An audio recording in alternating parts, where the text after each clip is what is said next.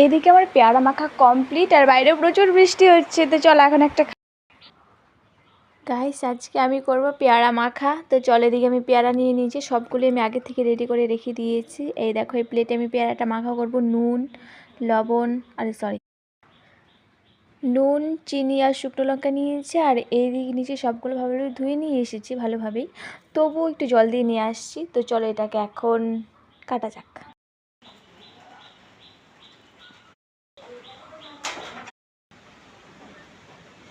এখন আমার পেয়ারাগুলো পুরো কমপ্লিট মাখা, কাটা। এখন আমি এটাকে মাখবো।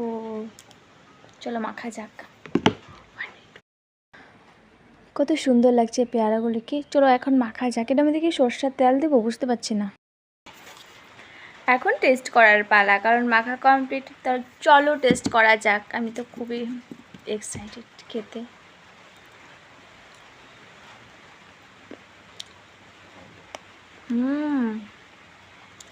দারুণ হয়েছে, দারুণ।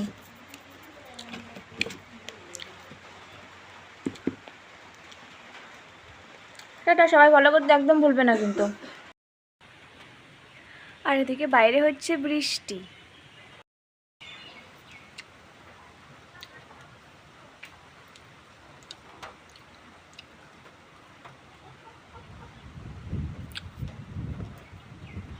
এটা